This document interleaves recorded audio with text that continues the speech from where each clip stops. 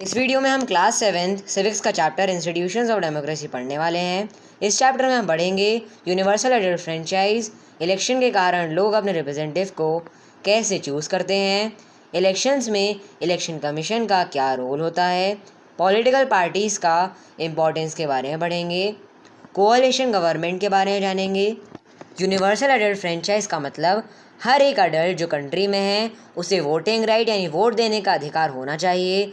किसी व्यक्ति को कास्ट, क्रीड, रिलीजन यानी कि धर्म, जेंडर एक्सेट्रा के बेसिस पर वोटिंग राइट्स देने से इनकार नहीं किया जा सकता।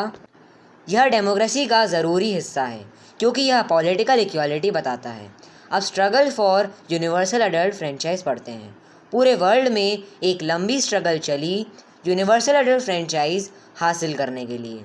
19वीं सेंचुरी के स्टार्टिंग में बहुत से यूरोपियन नेशंस अपने लोगों को वोट करने के लिए अलाउ नहीं करते थे। कुछ कंट्रीज़ में जिन लोगों के पास प्रॉपर्टी है सिर्फ वो वोट कर सकते थे। ज़्यादातर वुमेन को वोटिंग राइट नहीं होते थे। यहाँ तक कि यूनाइटेड स्टेट्स ऑफ अमेरिका में भी अफ्रीकन ओरिजिन वाले लोगों को वोटिंग का अधिकार नहीं था 1965 तक। जो डेमोक्रेसी के लिए स्ट्रगल कर रहे थे वे यूनिवर्सली वोटिंग के राइट्स चाहते थे। यूनिवर्सली मतलब मैन या वुमेन हो, अमीर या गरीब, गोरा या काला हो, सभी वोट दें। इसे यूनिवर्सल अडल्ट फ्रेंचाइज या यूनिवर्सल सफरेज कहा गया। इंडिया में यह 1950 में मांगा गया। इंडिया के कॉन्स्टिट्यूशन ने सारे इंडियन सिटीजन्स जो 18 ईयर्स के या 18 से ज़्यादा के हैं उन्हें वोट करने का राइट दिया। अब यूनिवर्सल अडल्ट फ्रेंचाइज की इम्पोर्टेंस पढ़ते हैं। पहला है यूनिवर्सल सफरेज, पॉलिटिकल बराबरी बताता है। दूसरा है यह यंग लोगों को इलेक्शन प्रोसेस में पार्टिसिपेट करने के लिए इनकरेज करता है। थर्ड है यह लोगों को अपने रिप्रेजेंटेटिव्स चूज़ करने के लिए इनिशिएट करता है। और फोर्थ वाला है यह गवर्नमेंट को पावर देता है लोगों के कंसेंट के बेसिस पर। अब पेज 206 इलेक्शंस पढ़ते हैं। एक डेमोक्रेसी में सबसे बड़ी पावर लोगों के हाथ में होती है। उनके हाथ में डायरेक्टली या इनडायरेक्टली डिसाइड करने की चॉइस होती है कि वे अपने रिप्रेजेंटेटिव्स चूज़ करें। यह इलेक्शन के प्रोसेस के द्वारा होता है। इसलिए इलेक्शन एक प्रोसेस है जिसमें लोग अपनी गवर्नमेंट चलाने के लिए वोटिंग के द्वारा अपने रिप्रेजेंटेटिव्स इलेक्ट करते हैं। इलेक्शंस एक रेगुलर इंटरवल्स में होता है, मतलब जैसे कि हर 5 साल में इलेक्शंस होते हैं। इलेक्शन एक कंटेस्ट सेम पोजीशन के लिए अलग अलग पॉलिटिकल पार्टीज़ के कैंडिडेट्स के बीच। इस प्रोसेस में कुछ जीतेंगे तो कुछ हारेंगे। आज इलेक्शंस एक कॉन्टेस्ट अलग अलग पॉलिटिकल पार्टीज़ के बीच का है। जिस पार्टी को ज़्यादा वोट्स मिलेंगे वो गवर्नमेंट बनाएगी। कभी कभी कुछ ऐसे लोग भी होते हैं जो किसी पार्टी के नहीं होते हैं। इन इंडिविजुअल्स को इंडिपेंडेंट कैंडिडेट्स कहते हैं। अब कंडक्टिंग इलेक्शंस पढ़ते हैं। एक डेमोक्रेटिक कंट्री में जैसे कि इंडिया इलेक्शन कराने का काम एक इंडिपेंडेंट कॉन्स्टिट्यूशनल बॉडी जिसे इंडिया का इलेक्शन कमीशन कहते हैं वो करती है। इलेक्शन कमीशन का हेड चीफ इलेक्शन कमिश्नर होता है जो कि प्रेसिडेंट के द्वारा अपॉइंट होता है। उसका काम कंट्री में फ्री और सही तरीके की इलेक्शन कराना होता है। अब कास्टिंग वोट्स पढ़ते हैं। पहले लोग बैलेट पेपर पर अपना वोट टिक करते थे, अपना वोट देते थे। ये बैलेट पेपर मतलब एक पेपर की स्लिप होती थी जो लोगों के वोट को रजिस्टर करने के लिए यूज़ होती थी। आज इलेक्ट्रॉनिक वोटिंग मशीन यानी ईवीएम के आने से प्रोसेस इजी हो गया है। ईवीएम में कैंडिडेट्स के नाम और उनकी पार्टी के सिंबल्स होते हैं। इंडिपेंडेंट कैंडिडेट का भी खुद का सिंबल होता है जो इलेक्शन कमीशन के द्वारा अलॉट किया जाता है। वोटर्स को सिर्फ अपनी चॉइस के कैंडिडेट के नाम के सामने वाला बटन दबाना होता है। इलेक्शन के बाद बैलेट बॉक्स या ईवीएम को सेट करके सुरक्षित रख दिया जाता है। इलेक्शन कमीशन के द्वारा फिक्स करके एक पर्टिकुलर दिन इन्हें खोला जाता है। हर एक कैंडिडेट के लिए वोट्स गिने जाते हैं।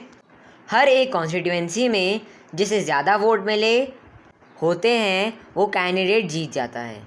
जिस पार्टी के ज़्यादा कैंडिडेट्स जीते वो रूलिंग पार्टी बन जाती है। कॉन्स्टिट्यूएंसी मतलब इलेक्शंस कराने के लिए एक कंट्री या स्टेट को अलग अलग एरियाज़ में डिवाइड किया गया है। इन एरियाज़ को कॉन्स्टिट्यूएंसी कहते हैं। क्या आप जानते हैं इंडिया में 1993 में पूरी अडल्ट पॉपुलेशन के लिए वोटर आइडेंटिटी कार्ड्स आए थे। ये कार्ड्स अपना वोट देने के लिए आइडेंटिटी प्रूफ यानी पहचान का प्रूफ की तरह यूज़ होता है। अब इम्पोर्टेंस ऑफ इलेक्शंस पढ़ते हैं। पहला है इलेक्शंस पब्लिक विल को एक्सप्रेस करने का मीन्स है। सेकेंड है अपनी पसंद का कैंडिडेट इलेक्ट करने से लोग अपनी कंट्री के गवर्नेंस में पार्टिसिपेट कर पाते हैं। इलेक्शंस रेगुलर इंटरवल्स मतलब हर 5 साल में होते हैं, इसलिए लोग अभी भी यानी कि अभी की गवर्नमेंट को आगे चूज़ करना है या कोई गवर्नमेंट लाना है, ये चॉइस मिलती है इलेक्शन के द्वारा। फोर्थ वाला है फ्री और फेयर इलेक्शन के कारण लोगों को सही चॉइस मिलती है। अब पॉलिटिकल पार्टीज़ पढ़ते हैं। एक पॉलिटिकल पार्टी लोगों के ग्रुप से बनी है जो देश के पॉलिटिकल इश्यूज़ पर अपने व्यूज़ देते हैं। एक पॉलिटिकल पार्टी डेमोक्रेटिक तरीके से पावर प्राप्त करना चाहती है। इलेक्शंस में जो देश या स्टेट लेवल पर होते हैं उनमें ये पार्टीज़ अपने कैंडिडेट्स को इलेक्शन के कॉन्टेस्ट में खड़ा करते हैं। अब टाइप्स ऑफ पॉलिटिकल पार्टीज़ पढ़ते हैं। पॉलिटिकल पार्टीज़ नेशनल यानी देश के लेवल और रीजनल लेवल की हो सकती है। अगर कोई पार्टी 4 या 4 से ज़्यादा स्टेट्स में है तो उसे नेशनल पार्टी कहते हैं, जैसे कि इंडियन नेशनल कांग्रेस और Bharatiya Janata party national parties हैं। अगर पार्टी स्टेट लेवल यानी सिर्फ एक स्टेट में है या 2 या 3 स्टेट में है तो उसे रीजनल पार्टी कहते हैं। रीजनल पार्टी के कुछ एग्जाम्पल हैं Telugu Desam of Andhra Pradesh, all India Anna Munnetra Kazakhstan, AIADMK of Tamil Nadu और शिरोमणि अकाली दल ऑफ पंजाब। अब सिंबल्स पढ़ते हैं। हर पॉलिटिकल पार्टी का एक पार्टी सिंबल होता है जो इलेक्शन कमीशन के द्वारा अप्रूव होता है, जैसे कि कांग्रेस पार्टी का सिंबल हाथ है और कमल यानी कि लोटस भारतीय जनता पार्टी का है। सिंबल बहुत हेल्प करते हैं लोगों को पार्टी की पहचान में। जो लोग पढ़ नहीं सकते हैं या लिख नहीं सकते उन्हें सिंबल हेल्प करते हैं। अगर 2 पार्टीज़ का नाम बोलने में सेम लगता है तो भी सिंबल्स बहुत हेल्प करता है। अब इम्पोर्टेंस ऑफ पॉलिटिकल पार्टीज़ पढ़ते हैं। पहला है पॉलिटिकल पार्टीज़ लोगों को अपना रिप्रेजेंटेटिव चूज़ करने में हेल्प करते हैं। दूसरा है political parties public meetings, posters, speech etcetera के द्वारा पब्लिक ओपिनियन बनाने में हेल्प करती है। थर्ड है ये सोसाइटी के अलग अलग सेक्शंस को इकट्ठा और एक करने में हेल्प करते हैं क्योंकि ये सारे सेक्शन से मेंबर्स आते हैं।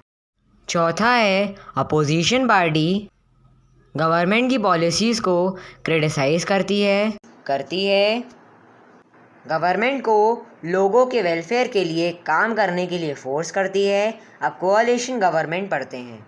पॉलिटिकल पार्टी जिसे ज़्यादा वोट्स मिलते हैं इलेक्शन में वो मेजॉरिटी पार्टी कही जाती है और ये रूलिंग पार्टी बन जाती है।